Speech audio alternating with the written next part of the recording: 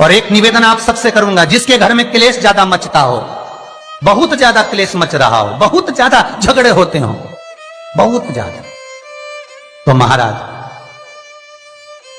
शंकर भगवान पर थोड़ा सा चावल एक कटोरी में गला लो, थोड़ा सा चावल गलाओ, गलाकर उसको पीस लो, पीस कर उस चावल में थोड़ा सा चंदन, थोड़ी सी हल्दी डाल लो, उसका उपटन तैयार करो। बुधवार के दिन, कोई भी बुधवार, शंकर जी के मंदिर में जाकर शंकर भगवान के शिवलिंग पर उस चावल का लेपन करो। 7 लोटा पानी, मात्र 7 लोटा पानी शंकर को समर्पित करो, शिव को समर्पित, अपनी कामना कर कर अपना भाव रखो। जब वापिस चलो, जिस कटोरी में से भगवान शंकर को आपने उपटन लगाया था, वही कटोरी घर लेकर आओ। घर के मूल स्थान जो भी हैं, हर हॉल में, कमरे में, उसकी एक एक बिंदी लगा दीजिए। मात्र 3 बुधवार आप कर लीजिए, आपके घर में कभी क्लेश नहीं हो सकता। भूमि का कितना भी दोष होगा, सिद्ध हो।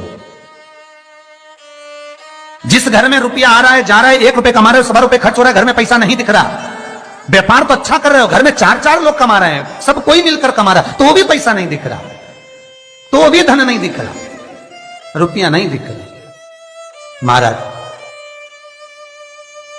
अगर धन संचिता में नहीं पड़ रहा हो, धन संचिता में नहीं आ रहा, तो महाराज शिव महापुराण की कथा कहती है, तिल्ली का लेपन, तिल्ली काले कलर की तिल को लेकर उसके साथ में थोड़ा सा चावल, और हमारे यहां चावल के साथ में चावल की धान आती है, आपको बाजार में मिल जाएगी चावल की धान, जिसको जौ का भाग अलग हो जाता है, जौ गेहूं की हो जाती है, पर चावल की धान कहते हैं उसको। इन तीनों को एक कटोरी में रख लो, तीनों को पानी में गलाना नहीं है, बस कटोरी में रख लो। महाराज, दरवाजे के नजदीक में, जब दरवाजे से अपन बाहर निकलते हैं तो उल्टे भाग में उसको रख दिया जाए। घर से 1 लोटा पानी जिसमें कच्चा दूध मिला हो, वो कटोरी शनिवार के दिन रखकर, रविवार को उठाकर ले जाकर कलश नीचे रखकर, सीधे हाथ में कटोरी रखकर शंकर जी को समर्पित कर दो। जल चढ़ा दीजिए।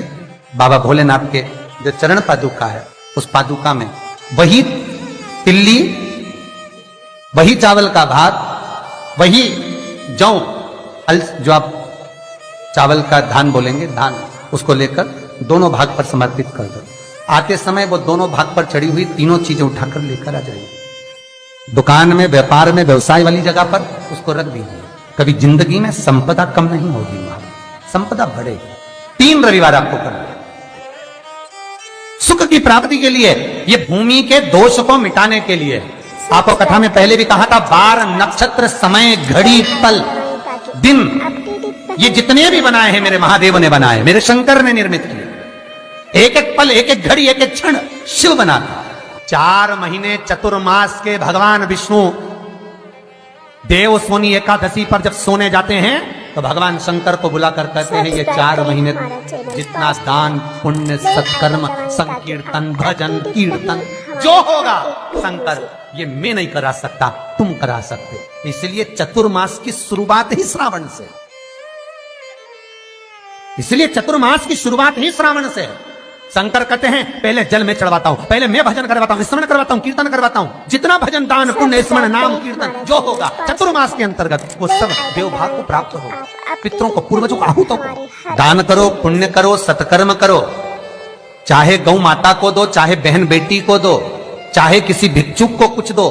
उस समय तुम्हारे चेहरे पर सल नहीं होना चाहिए, उस समय तुम्हारे चेहरे पर, तुम्हारी नैनों में अश्रु नहीं होना चाहिए, उस समय तुम्हारे चेहरे पर प्रसन्नता होना चाहिए। घर पर बहन बेटी आ जाए और बहन बेटी राखी बांधने आई, बहन बेटी 30 त्योहार पर आई और तुमने एक साड़ी दी या 500 रुपए दिए या 1000 रुपए दिए या 2000 रुपए दिए और भाभी का मुंह भगोने जैसा हो गया, चेहरा उतरा हुआ। भाई राखी बंधवाने बैठा तो पहले जेब में अंदर से जाकर पत्नी से पूछकर आया, इसको 500 देना है कि 300 देना है। राखी बंधवाने से पहले, पांटे पर बैठने से पहले, आसन पर बैठने से पहले सोफे पर बैठने से पहले जब भाई राखी बंधवाने बैठता है तो पहले अंदर जाकर अपनी धर्मपत्नी से पूछता कितना देना है। क्यों भैया, कमा तू रहा है, ला तू रहा है, तो फिर धर्मपत्नी से क्यों पूछा कि कितना देना है।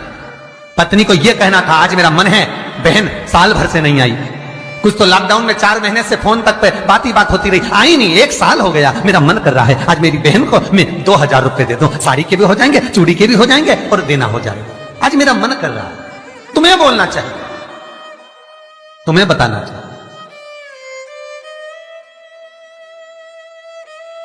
और अगर पत्नी को कहे पति कि तुम 2000 रुपए दे रहे हो तो धर्म पत्नी का फर्ज है, धर्म पत्नी का फर्ज है, क्योंकि तुम भी किसी की बहन हो, तुम भी किसी की बेटी हो, तुम्हारा फर्ज है कि तुम अपने पति को कहो सुनो 2100 दो, मना नहीं है, 500 रुपए अलग से चूड़ी के दे दो, 500 रुपए अलग से बहन बेटी आई है तो गाड़ी का किराया दे दो।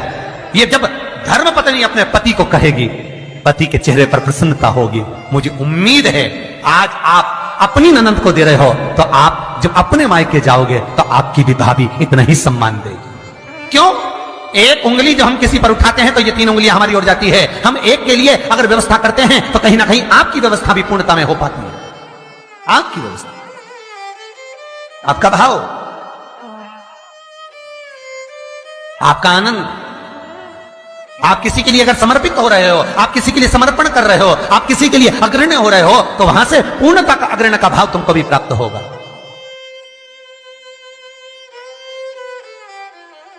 रक्षाबंधन पर भाई राखी बंधवाने बैठ रहा है तो धर्मपत्नी से पूछ रहा है कितने रुपए देना है।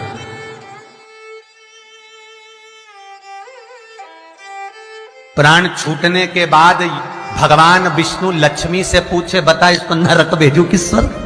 अरे बोलो तो रे भाई, भगवान विष्णु अगर अपनी पत्नी से राय ले तो, भोलेनाथ देने से पहले पार्वती से राय ले तो, इंद्र कार्य संभालने से पहले इंद्राणी से राय ले तो, ब्रह्मा ब्रह्माणी से राय ले तो, नहीं नहीं। अगर यमराज अपनी धर्मपत्नी दक्षिण से पूछे, ए दक्षिणा तू बता कि ये जो मरा है इसको मैं स्वर्ग भेजूं कि नरक? तो सबसे ज्यादा अगर दक्षिणा देवी बोलेगी तो एक ही बात बोलेगी यमराज की पत्नी, एक काम करिए इसको नरक भेज दो। क्यों? क्योंकि ये कभी दक्षिण मुख कर कोई काम ही नहीं करा। बोलो, दक्षिण मुख करके कौन कार्य करता है? दक्षिण मुख करके कौन पूजन करता है? दक्षिण मुख करके कौन स्मरण करता है? दक्षिण मुख करके कौन सेवा करता है? तो दक्षिणा को तो क्रोध आना चाहिए कि ये कभी मेरी ओर मुंह करके कभी भजन नहीं करा, इसने कभी मेरी ओर मुंह कर मेरे को देखा तक नहीं, कभी मेरी ओर मुख नहीं करा। तो दक्षिणा देवी तो क्रोध में आकर बोल देगी इसको नरक भेज दो। पर यमराज जब मृत्यु का दंड देता है, यमराज जब प्राणों को हरता है, अपनी पत्नी से नहीं पूछता, भगवान विष्णु लक्ष्मी से नहीं पूछते कि इसको क्या देना है, ब्रह्मा ब्रह्माणी से नहीं पूछते कि इसको क्या देना है, इंद्र इंद्राणी से नहीं पूछते कि क्या देना है, शंकर पार्वती से नहीं पूछते कि क्या देना है। तब केवल उनकी विचार धारणा, केवल वही देखा जाता है कि उसका भाव कितना, उसके भाव की सिद्धता कितनी।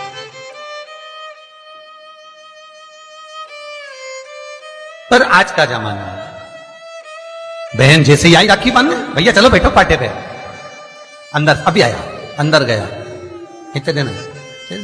साड़ी रखी है मैंने निकाल दी है, धर्मपत्नी कहती है साड़ी निकाल दी मैंने, ये साड़ी दे देना, और सुनो साड़ी पे बस 500 रुपए रख देना, बहुत है, साड़ी भी तो देना है।